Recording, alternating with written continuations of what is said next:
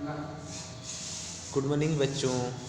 आज हम लोग आर्थिक विकास के लिए नियोजन के बारे में पढ़ने वाले हैं। कल हम लोग राज्यों के पुनर्गठन के बारे में पढ़ा। पिछले अध्यायों में हमने जाना कि अंग्रेजों ने किस प्रकार भारतीय अर्थव्यवस्था का शोषण किया। अंग्रेजों ने किस प्रकार भारतीय अर्थव्यवस्था का शोषण किया, व्यापार, हस्तशिल्पों को तबाह किया एवं भारत की संपदा इंग्लैंड पहुंचाई। हम लोग पिछले जो अध्याय था, ठीक है, राष्ट्रीय आंदोलन 2 में हम लोग यही पढ़े कि किस तरह से अंग्रेजों के द्वारा हमारी अर्थव्यवस्था का शोषण किया गया, हमारे व्यापार, हमारे हस्तशिल्प को क्या किया, बिल्कुल तबाह कर दिया और जितने सारे धन संपत्ति लूट के क्या किया, सब इंग्लैंड पहुंच गए। उन्होंने अर्थव्यवस्था का हालत खस्ता कर दिया और हमारे देश का जो भी इकोनॉमी था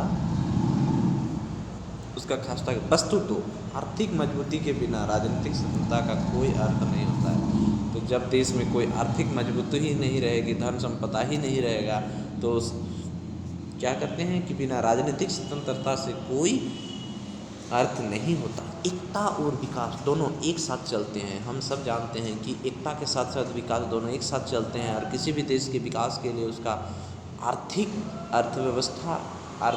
स्थिति यानी अर्थव्यवस्था बहुत ही अच्छी होनी चाहिए, तभी वो देश क्या करेगा, सर्वांगीण विकास कर सकता है। आर्थिक विकास के लाभ जनसाधारण तक पहुंचाए जाने थे और जितने भी हमारे जो आर्थिक विकास का बेनिफिट होता था, लाभ होता था, वो सब जनसाधारण एक एक व्यक्ति तक पहुंचाए जाने का ये लक्ष्य रखा गया। इसको महसूस करते हुए भारत सरकार ने 1950 में एक प्लानिंग कमीशन यानी योजना आयोग बनाया, जो अब नीति आयोग उसका नाम बदल के कर दिया गया, की स्थापना की और इससे भारत के विकास के लिए योजनाओं के निर्माण का दायित्व सौंपा गया। तो देखो, उस समय महसूस किया गया कि हमारे देश के विकास के लिए हमें कुछ योजना बनाना पड़ेगा कि किस तरह से देश की आर्थिक स्थिति ठीक होगी, देश का विकास होगा उसके लिए, ठीक है। तो उसके लिए एक योजना बनाई भारत सरकार ने। 1950 ईस्वी में एक योजना बनाया गया जिसका नाम था योजना आयोग और अब उसका नाम बदल के क्या बनाया गया, नीति आयोग की स्थापना की गई और इससे भारत की योजनाओं के निर्माण का दायित्व सौंपा गया, ठीक है, गया। योजना आयोग के प्रमुख लक्ष्य था, तो जो योजना आयोग था, प्लानिंग कमीशन, उसका जो प्रमुख लक्ष्य था, भारत तथा भारतवासियों के गरीब की दरिद्रता को बाहर निकालना, ठीक है। तो पहला योजना आयोग का पहला जो लक्ष्य था वो था कि भारत और यहाँ पर रहने वाले गरीब लोगों को किस तरह से दरिद्रता से बाहर निकालना, ठीक है, यानी किस तरह से हम गरीबी से ऊपर उठाएंगे इसको, तथा आधुनिक तकनीकी और औद्योगिक आधार का निर्माण करना। तो भारत एवं भारतवासियों को गरीबी से उभारना तथा आधुनिक तकनीकी के साथ जोड़ना, इसके बारे में उसका प्रमुख लक्ष्य था। किसका, योजना आयोग का, जो आज का नीति आयोग है। यानी योजना आयोग का यही लक्ष्य था कि भारत की दरिद्रता को किस तरह से ख़त्म किया जाए और उसको किस तरह से तकनीकी और प्रौद्योगिकी के क्षेत्रों में यहाँ के जनताओं को जोड़ा जा सके। आयोग ने आर्थिक विकास के लिए समुचित नीतियों का निर्माण एवं कार्यान्वयन में सरकार की मदद की। तो आयोग ने हर संभव आर्थिक विकास के लिए समुचित नीति का निर्माण करते हुए भारत सरकार की मदद की, सहायता की। पंचवर्षीय योजना, एक योजना तुम लोग सुने होंगे, पंचवर्षीय योजना, जो औद्योगिक विकास तथा कृषि विकास दोनों के आधारशिला रखी। तो पंचवर्षीय योजना आज भी चल रही है। तुम लोग देखते हो कि हर 5 साल में एक चुनाव होना, सरकार से लेकर किसी भी तरह का चुनाव हर एक 5 साल में होना। 5 साल के लिए कुछ, जब सरकार गठित होती है तो उसमें 5 साल के लिए बहुत सारी योजना का निर्माण करना, उस योजना के थ्रू देश का विकास करना, राज्य का विकास करना, हर एक क्षेत्र का विकास करना। तो पंचवर्षीय योजना में क्या होता है, सबसे पहले देखो, पंचवर्षीय योजना एक जो 5 वर्ष का होता है। जैसे पहला योजना है कि 5 साल की सरकार होती है, उसमें सबसे पहले चुनाव होता है, उसके द्वारा जितने भी विभाग होते हैं सभी विभाग में 5 साल के लिए कुछ न कुछ एक विशेष फंड तैयार किया जाता है और उस जिस क्षेत्र, मान लीजिए यहाँ पर दिया है औद्योगिक विकास के लिए, यानी जो इंडस्ट्रियल डेवलपमेंट के लिए हम क्या क्या काम कर सकते हैं कि आम जनता को रोजगार मिलेगा और वो विकास संभव हो सकेगा। कृषि विकास, कृषि के क्षेत्र में हम 5 साल के लिए क्या प्लानिंग करें।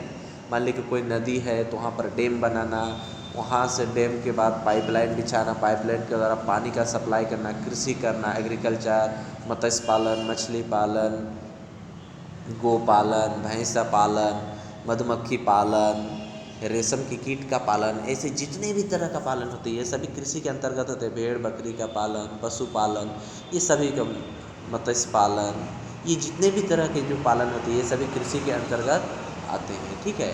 और इसके साथ साथ औद्योगिक विकास, तो जो पंचवर्षीय योजनाओं के ने औद्योगिक विकास पहला और दूसरा उसी समय कृषि विकास दोनों को आधारशिला रखी। तो उस समय जाने की हमारे देश के विकास के लिए जो बेसिक आधार होना चाहिए उसमें से industrial development and agriculture development, ये दोनों होना बहुत ही जरूरी है। ये 2 क्षेत्रों में विकास करते जाएंगे तो बाकी हर क्षेत्र में विकास होगा। हमारा अन्य प्रमुख उद्देश्य था निर्धनता में कमी लाना। तो उस समय भारत का जो पहला उद्देश्य था, एम था, वो क्या था, यहाँ की दरिद्रता को यानी निर्धनता को दूर करना, लोगों को रोजगार देना, उस इनकम का सोर्सेस बढ़ाना। भारत में मिश्रित अर्थव्यवस्था मॉडल को अपनाया और यहाँ पर जो अर्थव्यवस्था इकोनॉमी जो बनाया वो मिश्रित वाला है, जिसमें सार्वजनिक, राज्य एवं निजी क्षेत्र दोनों की भूमिका थी। तो उस समय भी देखो भारत की जो अपना अर्थव्यवस्था चुना वो मिश्रित अर्थव्यवस्था को चुना। उसमें मिश्रित अर्थव्यवस्था को इसीलिए चुना क्योंकि उसमें सरकार तथा प्राइवेट दोनों सेक्टर मिलकर काम करेंगे और दोनों क्षेत्रों से, क्योंकि बहुत ऐसे ये देश है कि 100% क्या होता है सार्वजनिक क्षेत्र, यानी सभी कुछ डेवलपमेंट का कार्य सरकार के हाथों में होता है। कुछ कुछ ऐसे भी देश होते हैं जहाँ पर हर चीज़ प्राइवेट को ही सौंपा जाता है, ठीक है। लेकिन भारत ने, और ये उन लोगों का प्राइवेट अर्थव्यवस्था रहता था, निजी अर्थव्यवस्था, और एक सरकारी अर्थव्यवस्था, और एक होता है मिश्रित जिसमें सरकारी और निजी दोनों का सहयोग होता है, कोऑपरेट होता है। और उसको लेके भारत ने इस चीज़ को चुना कि हम लोग प्राइवेट तथा सरकार दोनों के द्वारा यहाँ की दरिद्रता यानी यहाँ की निर्धनता को दूर करने के काम करेंगे। तो भारत ने स्वतंत्रता के पश्चात कौन सी अर्थव्यवस्था का चयन किया था, यहाँ एक क्वेश्चन पूछेगा, ठीक है। भारत में स्वतंत्रता के पश्चात कौन सी अर्थव्यवस्था लागू की गई थी, तो मिश्रित अर्थव्यवस्था मॉडल को अपनाया, जिसमें उसमें क्या होता है सार्वजनिक और निजी क्षेत्र दोनों की भूमिका थी। यही है मिश्रित। सार्वजनिक होता तो 100% सरकारी, निजी होता तो 100% प्राइवेट, और दोनों का कंबाइन रहेगा तो मिश्रित अर्थव्यवस्था जिसमें सरकारी और प्राइवेट दोनों के मिल के जो विकास का काम करना, ये होता है मिश्रित अर्थव्यवस्था। भारत में मिश्रित अर्थव्यवस्था का मॉडल को चुना। अब हम लोग देखते हैं संविधान निर्माण, ठीक है। संविधान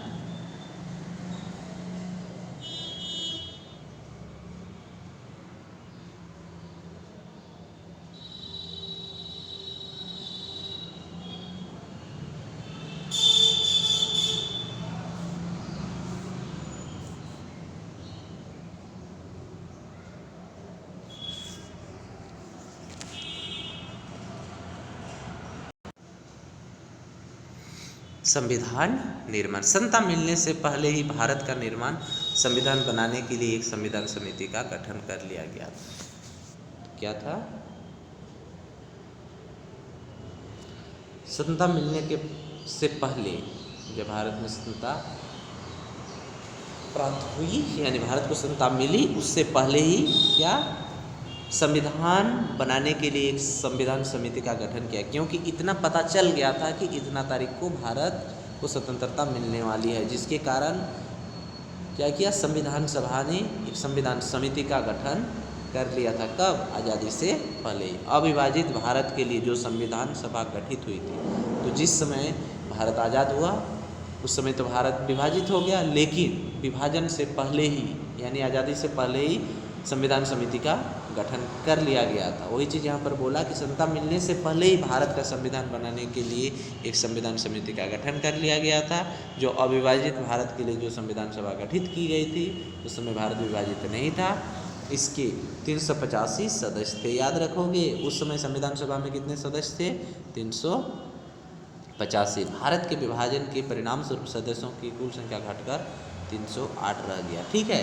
ये जो 350 यहाँ पर दिया हुआ है ना, ये अलग अलग बुक में अलग अलग रहता है। किसी किसी बुक में 389 रहता है, ठीक है। तो याद रखोगे यहाँ 385 नहीं 389 सदस्य थे।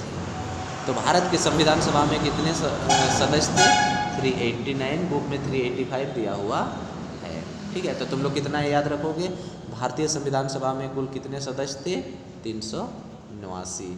भारत के विभाजन, ठीक है, भारत के विभाजन के परिणाम से सदस्यों की संख्या घटकर 308 रह गई। सभी बड़े एवं छोटे समुदाय जिनमें कमजोर वर्ग को सम्मिलित थे संविधान सभा में समुचित प्रतिनिधित्व मिला।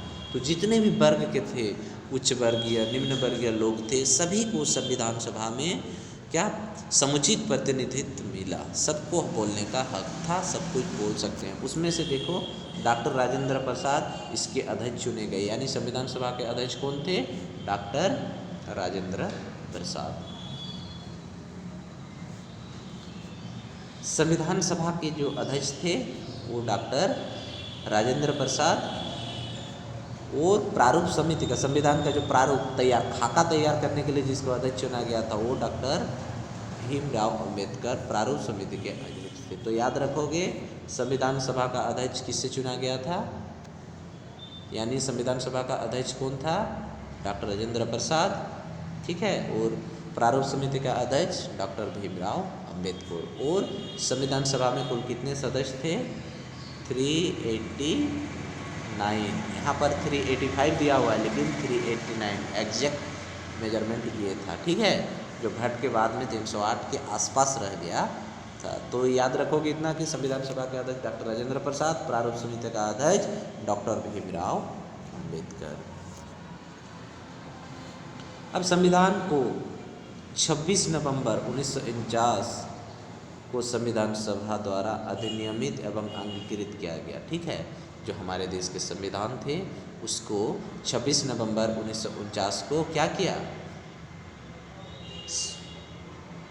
26 नवंबर 1949 ईस्वी को संविधान सभा ने इसको स्वीकार किया। याद रखोगे संविधान सभा ने 26 नवंबर 1949 को इसे स्वीकार किया, यानी उसको अधिनियमित और अंगीकृत किया गया। तो ये क्वेश्चन पूछता है कि हमारे संविधान को कब अंगीकृत किया गया यानी स्वीकार किया गया? तो 26 नवंबर 1949 को। और इसी को 26 जनवरी, लगभग 2 महीना बाद 26 जनवरी 1950 को भारतीय संविधान को लागू कर दिया गया। तो याद रखोगे भारतीय संविधान को कब अंगीकृत किया गया यानी स्वीकार किया गया? 26 नवंबर 1949 ईस्वी को। और भारतीय संविधान को 26 जनवरी 1950 को इसे लागू किया गया। तो यहाँ से क्वेश्चन 2 पूछेगा कि हमारे देश के संविधान को कब अधिनियमित और अंगीकृत यानी स्वीकार किया गया? तो कब? 26 नवंबर 1949 ईस्वी को। और हमारे देश के संविधान को कब लागू किया गया? तो 26 जनवरी 1950 को। लगभग 2 महीना बाद 26 जनवरी 1950 को इसे लागू कर दिया गया। भारत को एक संप्रभु लोकतांत्रिक घोषित किया गया। इसके साथ ही भारत को एक संप्रभु लोकतांत्रिक घोषित किया गया। भारतीय संविधान लिखित एवं विश्व का सबसे बड़ा विस्तृत संविधान है। आज भी विश्व का सबसे बड़ा लिखित संविधान और विस्तृत संविधान कहा जाता है। क्वेश्चन ये भी आता है विश्व का सबसे बड़ा लिखित संविधान किस देश में है? तो भारत में। इसको बनाने में कितना लगा था? 2 वर्ष 11 मंथ 18 डेज, ठीक है, यानी 2 वर्ष 11 महीना 18 दिन। भारतीय संविधान को बनाने में कितना समय लगा था? 2 वर्ष 11 महीना 18 दिन, ठीक है। और इसे अंतिमतः यानी लास्ट तक क्या 26 नवंबर 1949 को इसे अंगीकृत किया गया यानी स्वीकार किया गया तथा 26 जनवरी 1950 को इसे लागू कर दिया गया। इसके बाद हमारा देश का जो संविधान था वो एक संप्रभु लोकतांत्रिक यानी एक सिस्टम से चलने वाला देश घोषित कर दिया गया। और भारतीय संविधान विश्व का सबसे बड़ा लिखित एवं विस्तृत संविधान है। भारत के संविधान के सार्वजनिक वयस्क मताधिकार के सिद्धांत पर आधारित है। तो यहाँ का जो संविधान है यहाँ सार्वजनिक वयस्क मताधिकार के सिद्धांत पर आधारित है, अर्थात इसके द्वारा 18 वर्ष की आयु के समस्त नागरिकों को मताधिकार का। तो उसमें ये भी निहित था कि हमारे भारतीय संविधान में लिखित है कि कोई भी व्यक्ति यदि वह 18 वर्ष उम्र पूरा कर लिया हो तो वह मत देने का अधिकार रखता है, वह मताधिकार का प्रयोग कर सकता है। और उससे कम की उम्र के व्यक्ति मत का प्रयोग यानी वोट का प्रयोग नहीं कर सकता है। हमारे संविधान की एक अन्य विशेषता अपने सभी नागरिकों को कानून के समझ समानता का अधिकार देना, चाहे वो किसी भी जाति धर्म लिंग का हो। तो और भी संविधान में एक महत्वपूर्ण विशेषता कि किसी भी धर्म जाति के व्यक्ति हो, ऊंच नीच किसी भी छोटे बड़े उच्च नीच जाति धर्म के लोग हो, उसको संविधान में समान अधिकार दिया गया है। ये हमारे देश का जो बहुत विशेषता थी, ये बहुत ही बड़ी विशेषता है। सभी नागरिकों को कानून की समझ समानता का अधिकार दिया गया था, चाहे वह किसी भी जाति धर्म के लोग हो, चाहे वो गरीब हो या धनी हो, वह किसी भी जाति के हो या धर्म के हो, सबको संविधान समान अधिकार दिया है। भारत के संविधान की तीसरी विशेषता है, ये पहला विशेषता क्या है?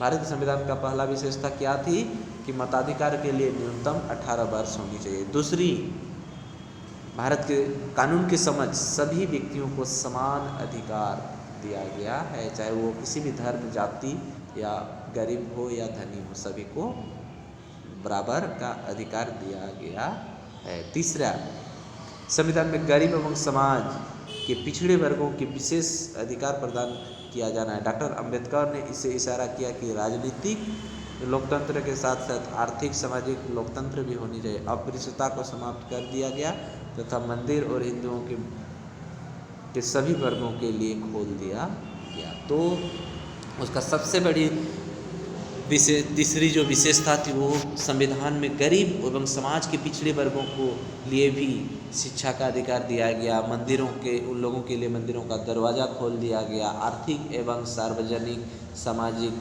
सब क्षेत्र में वह लोकतंत्र होनी चाहिए, सब क्षेत्र में उसके अधिकार होनी चाहिए। और साथ ही साथ जो अस्पृश्यता थी यानी छुआछूत थी उसको समाप्त कर उसे मंदिर स्कूल कॉलेज हर जगह जाने, हर चीज़ को लिए ज्ञान प्राप्त करने, हर चीज़ के लिए अधिकार दिया गया। ये तीसरी थी। हमारे संविधान ने एक संघीय शासन प्रणाली की स्थापना की। हमारे जो संविधान थे वो संघीय शासन प्रणाली की स्थापना की। इसने केंद्र को शक्ति बनाया, परंतु साथ ही राज्य भी उन्हें पर्याप्त शक्तियाँ प्रदान की गई। हमारे देश में जो संघीय शासन व्यवस्था चला, साथ ही साथ इसमें राज्य में भी बहुत सारे राज्यों में बंटा था, तो राज्य को भी कुछ पर्याप्त शक्तियाँ प्रदान की गई, प्राप्त हुई। कानून निर्माण एवं प्रशासन के दृष्टिकोण से 3 सूचियाँ बनाई गई। कानून निर्माण एवं प्रशासन की दृष्टि से 3 सूचियाँ बनाई गई। उसमें से एक संघीय सूची, एक समवर्ती सूची और तीसरी राज्य सूची। ठीक है, तो क्या क्या था? पहला देखो संघीय सूची, एक है राज्य सूची और तीसरी है समवर्ती सूची। तो संघीय सूची में अखिल भारत के महत्व विषय जैसे रक्षा एवं विदेश, रक्षा मंत्रालय डिफेंस मिनिस्ट्री और एक्सटर्नल अफेयर मिनिस्ट्री, ये सब संघीय के अंतर्गत है जिसके ऊपर केंद्र का नियंत्रण है। तो हमारे देश में कानून निर्माण एवं प्रशासन की दृष्टिकोण से बहुत इम्पोर्टेंट है। देखो, कानून निर्माण एवं प्रशासन की दृष्टि से 3 सूचियाँ बनाई गई। पहला संघीय सूची, दूसरा राज्य सूची और तीसरा समवर्ती सूची। संघीय सूची के अंतर्गत क्या थे? संघीय सूची के अंतर्गत रक्षा एवं विदेश मंत्रालय था। ठीक है, यानी संघीय सूची के अंतर्गत रक्षा एवं विदेश मंत्रालय था और वो उसका नियंत्रण करता है। दूसरी राज्य सूची में शिक्षा एवं स्वास्थ्य, राज्य सूची में शिक्षा एवं स्वास्थ्य जो विषय है जो राज्य को नियंत्रण में रखे गए। और तीसरी समवर्ती सूची जिसमें वन एवं कृषि उत्पाद आदि विषय है। संसद तथा राज्य विधानमंडलों की इस सूची को सम्मिलित विषयों में कानून बनाने के लिए प्रदान किया गया। तो ये बहुत ही इम्पोर्टेंट है। क्या इम्पोर्टेंट है कि कानून निर्माण एवं प्रशासन के दृष्टिकोण से, यहाँ पर देखो किस दृष्टि से, ये बहुत ही इम्पोर्टेंट लग रहा है, ठीक है। कानून निर्माण एवं प्रशासन की दृष्टि से, कानून निर्माण एवं प्रशासन की दृष्टि से 3 सूचियाँ बनाई गई, जिसमें संघीय सूची, राज्य सूची और तीसरी समवर्ती सूची। संघीय सूची के अंतर्गत कौन कौन से विषय शामिल थे? रक्षा एवं विदेश मंत्रालय। राज्य सूची के अंतर्गत शिक्षा एवं स्वास्थ्य, ठीक है। राज्य सूची के अंतर्गत शिक्षा एवं स्वास्थ्य, और समवर्ती सूची के अंदर वन एवं कृषि को शामिल किया गया। तो ये 3 वो जो मुख्य सूची है, ये तीनों मुख्य सूची को याद रखना है। कौन कौन?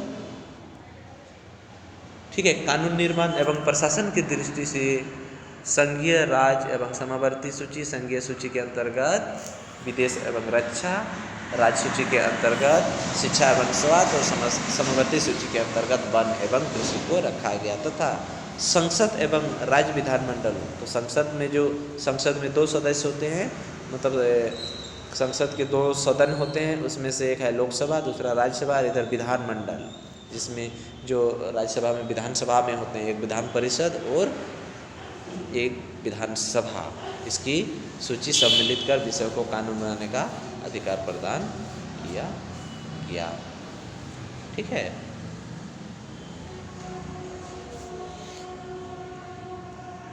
आप देखो भारत एवं उनके पड़ोसी।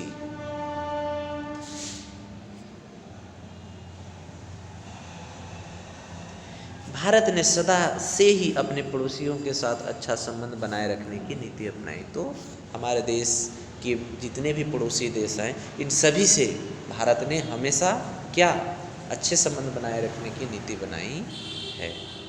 हमारा देश भारत क्या, हमारे जितने भी पड़ोसी देश हैं, पाकिस्तान, अफगानिस्तान, बांग्लादेश, नेपाल, म्यांमार, भूटान, श्रीलंका, ये जितने भी पड़ोसी देश हैं, ये सभी से क्या हमेशा अच्छे संबंध बनाए रखने की ही नीति अपनाई है।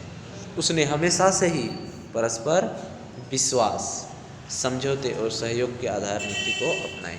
चीन, नेपाल, भूटान, बांग्लादेश, म्यांमार, पाकिस्तान, श्रीलंका, अफगानिस्तान, ये जितने भी हमारे पड़ोसी देश हैं, ये सभी देश के साथ भारत हमेशा से चाहता है कि अच्छा संबंध हो, विश्वास हो, समझौता हो, एक दूसरे का कपरोट हो। ये भारत की अपना नीति है। भारत के अपने कुछ पड़ोसी देश के साथ थोड़े बहुत मतभेद अवश्य हैं। तो भारत के कुछ जो पड़ोसी देश है, उसमें से पाकिस्तान, चाइना, इन लोगों के साथ क्या है, थोड़ा मतभेद है, परंतु उसने हमेशा परस्पर वार्तालाप एवं द्विपक्षीय समझौते के माध्यम से विवाद को समाधान करने का प्रयास किया। विवाद होने के बावजूद भी वो हमेशा लड़ाई झगड़ा नहीं चाहा, हमेशा वार्तालाप के माध्यम से ही इस विवाद को खत्म करने का प्रयास किया है। भारत ने अपने पड़ोसियों देशों के साथ विवादों के साथ समाधान में किसी अन्य के हस्तक्षेप से बचने का प्रयास किया। ये भी चाहते थे कि हमारे जो भी पड़ोसी देश हैं, जिसमें थोड़ा बहुत जिसके साथ हम लोगों का विवाद है, तो उसके साथ हमेशा हम द्विपक्षीय वार्ता को ही सहयोग दिया, और उस वार्ता में किसी दूसरे देश इंटरफेयर ना करे। वो इसी का हमेशा से प्रयासरत रहा है। और अब भी स्वतंत्रता के पश्चात भारत ने विश्व के लगभग सभी देशों, उसके पड़ोसी भी सम्मिलित हैं, कूटनीति संबंध स्थापित किए। तो स्वतंत्रता के पश्चात भारत ने विश्व के लगभग सभी देशों, जिसमें से पड़ोसी भी सम्मिलित, वो कूटनीति संबंध स्थापित किए। प्रथम प्रधानमंत्री पंडित जवाहरलाल नेहरू, जो विदेश मंत्री भी थे, उस समय जो प्रथम प्रधानमंत्री थे, उस समय वो विदेश मंत्री भी थे। तो 2 महाशक्ति, एक संयुक्त राज्य अमेरिका और दूसरा सोवियत संघ के बीच चल रहे प्रतिद्वंदिता एवं गुट राजनीति को ध्यान में रखते भारत ने विदेश नीति अपनाई, और उन्होंने कूटनिरपेक्षता की नीति अपनाई और दोनों गुटों से दूरी बनाकर रखी। उसे नेहरू कूटनिरपेक्ष आंदोलन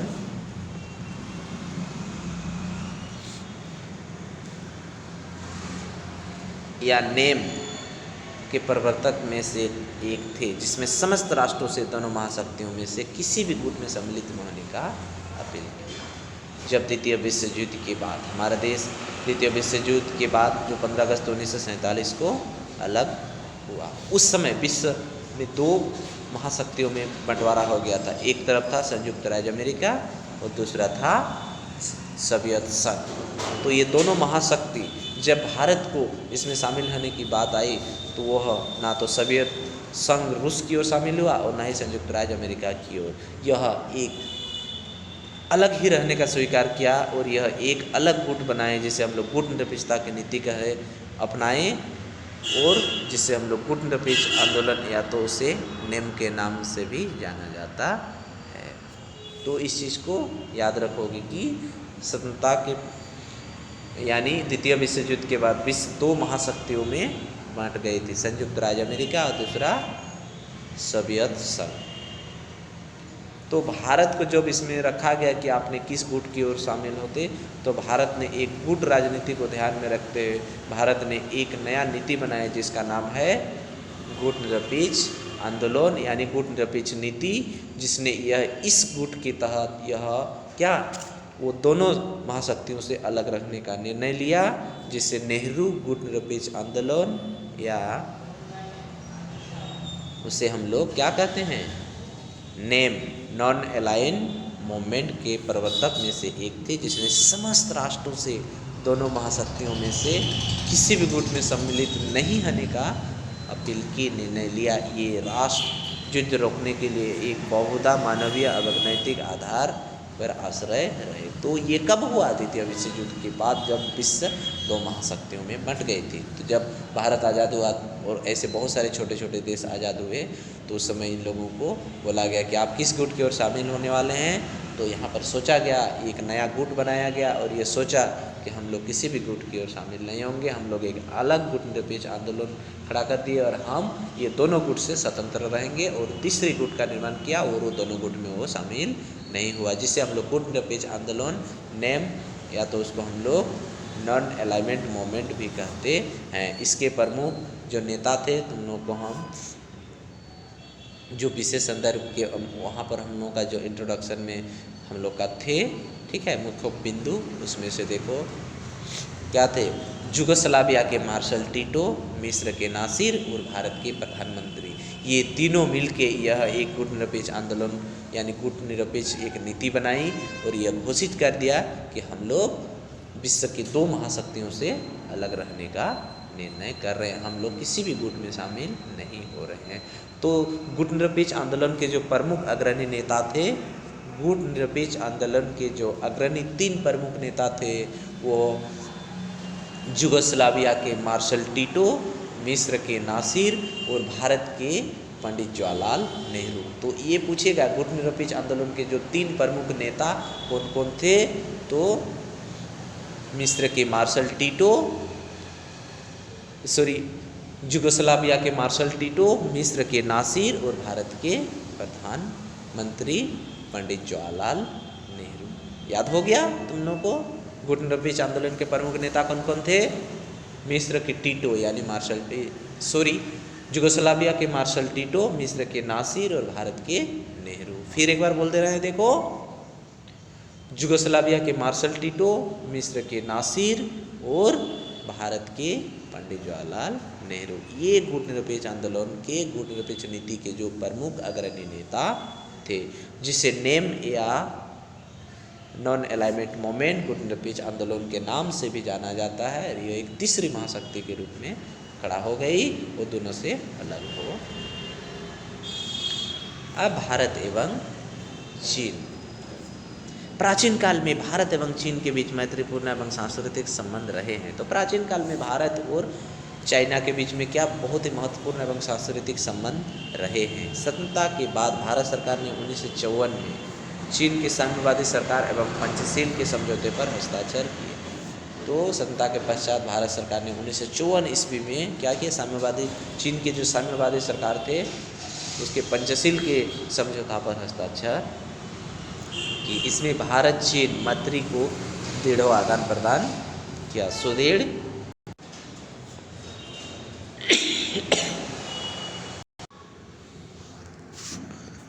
जब 1954 में भारत ने पंचशील चीन के साम्यवादी सरकार के साथ पंचशील के सिद्धांत में हस्ताक्षर किए। तो ये पंचशील का एक सिद्धांत है जो विदेश नीति को बढ़ावा देता है। इसमें 5 प्रमुख देश शामिल हैं, ठीक है।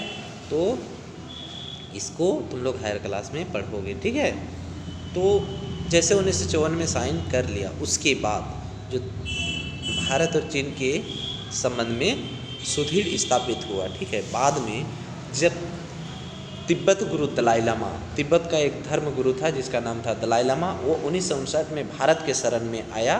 तब भारत और चीन के बीच में कटुता उत्पन्न हो गई। जब ये शरण में आया तो भारत सरकार ने उसे शरण में ले लिया। तब भारत सरकार और चीन के सरकार के साथ क्या हुआ, कटुता उत्पन्न हो गई, एक दूसरे के साथ अनबन हो गई, कटुता संबंध आ गए, रिश्ता में दरार आने लगा। तिब्बत पर चीन के नियंत्रण में भारत की शांति को प्रभावित किया। तो जिस तरह से तिब्बतवासी भारत आए और एक्चुअली क्या था कि चाइना के अंतर्गत तिब्बत था, तो ये गुरु अपने अनुसार क्या भारत में रहना पसंद किया और भारत के शरण में आया, जिससे भारत सरकार और चाइना सरकार के बीच में क्या कटुता संबंधित स्थापित हुआ। और इसमें जो भी शांतिपूर्ण थी भारत सरकार और चाइना के बीच में, यानी चाइना सरकार के बीच में, उसके बीच जो शांति को बहुत ही प्रभावित हुआ। 20 अक्टूबर 1962 में, याद रखोगे, 20 अक्टूबर 1962 को चीन ने भारत पर हमला कर दिया। तो ये भारत चीन का जो पहला युद्ध था 1962 में, कब हुआ था, 20 अक्टूबर 1962 को चीन ने भारत पर आक्रमण कर दिया था, हमला कर दिया। उसके बाद 21 नवंबर 1962 को युद्ध समाप्त हो गया, यानी बंद हो गया तथा, परंतु दोनों देशों के बीच संबंध इतने खराब हो गए कि वे अब तक सामान्य नहीं हो पाए। तो भारत और चीन के बीच में रिश्ते खराब होने का क्या कारण था, ये तो हम लोगों को पता चल ही गया। क्या था कि तिब्बत गुरु दलाई लामा जब भारत के शरण में आया और वहीं से भारत सरकार और चीनी सरकार के बीच में क्या कटुता स्थापित हुआ। और इसी के कारण, यानी कब वो आया था भारत के शरण में, 1959 को, और उसके लगभग 2-2.5 साल बाद, करीब 20 अक्टूबर 1962 को चीन ने भारत पर आक्रमण कर दिया। और ये भारत चीन का जो पहला युद्ध था, तब से लेके आज तक भारत का संबंध चीन के साथ वैसे रहा है। क्यों, तो इसका प्रमुख कारण था दलाई लामा, जो तिब्बत के गुरु थे। वो दलाई लामा भारत में शरण में यदि नहीं आता तो आज शायद भारत और, यानी भारत सरकार और चीनी सरकार के बीच संबंध कुछ और होता। तो कहीं ना कहीं इसके कारण आज इतना दिन से भारत और चीन में हमेशा विवादों में घिरा हुआ है, हमेशा उन लोग विवादों में घिरा हुआ। आज यहाँ आक्रमण, कल वहाँ आक्रमण, कहीं ना कहीं भारत के क्षेत्र को कभी कैप्चर करना, भारत भी इसका रिप्लाई देना। तो इस युद्ध में हम लोग देखे थे कि जब लगभग 3 साल बाद, क्या लगभग 3 साल बाद क्या किया, चीन ने भारत पर आक्रमण कर दिया। कितना ईस्वी को, 20 अक्टूबर 1962 को। और तब से लेके वो विवाद आज तक हम लोगों के साथ, यानी भारत सरकार के साथ और चीनी सरकार के साथ रहते आ रहा है। और बहुत ज़्यादा इसका संबंध खराब हो गया। आज भी हम लोग पेपर, पत्रिका, न्यूज़, फेसबुक, ट्विटर, व्हाट्सएप में हमेशा न्यूज़ देखते रहते हैं कि चीन ने भारत पे इस क्षेत्र पे आक्रमण किया, वहाँ किया, चीनी सेना भारतीय सीमाओं पर घुसपैठी की तरह घुस गए, अचानक गोला बारूद बम लगाए, गोलीबारी की, इस तरह से इस क्षेत्र पर कब्जा करने का प्रयास किया। ये क्या चलती आ रही है। और वो जो 1962 की युद्ध थी, उसमें क्या भारत सरकार चीन से हार गई थी। हालांकि वो युद्ध कुछ दिन बाद समाप्त हो गया। 20 अक्टूबर 62 को स्टार्ट हुआ था और 21 नवंबर 1962 को लगभग 1 महीना तक युद्ध चला। उसके बाद युद्ध समाप्त हो गया था। 1996 में भारत और चीन के बीच सीमाओं पर शांति बनाए रखने के लिए समझौते हुआ। और उसके बाद क्या हुआ, 1996 में भारत और चीन के बीच सीमाओं पर शांति बनाए रखने के लिए एक समझौता हस्ताक्षर किया। कब, 1996 ईस्वी में भारत और चीन के बीच एक समझौता हुआ। कि किस प्रकार का समझौता हुआ, कि सीमाओं में शांति बनाए रखने के लिए एक समझौता हुआ। उसमें दोनों देश हस्ताक्षर भी किए, सहमति भी हुई। 2010 में दोनों राष्ट्र के राष्ट्रपतियों ने परस्पर व्यापार बढ़ाने के लिए सहमति भी जताई, लेकिन सितंबर 2014 में चीन के राष्ट्रपति जिनपिंग ने भारत की यात्रा की और उन्होंने भारत में अगले 5 वर्षों के लिए $20 पूंजी निवेश करने का वादा भी किया। भारत के प्रधानमंत्री नरेंद्र मोदी ने भी चीन की यात्रा की, परंतु डोकलाम में चीन के रवैये के कारण दोनों के बीच में काफ़ी तनाव रहा। यद्यपि तनाव को समाप्त हो गया, परंतु दोनों देशों के बीच जो संबंध स्थापित हुआ अभी तक सामान्य नहीं हो सका है। अब आया भारत और पाकिस्तान। कल हम लोग पढ़ेंगे भारत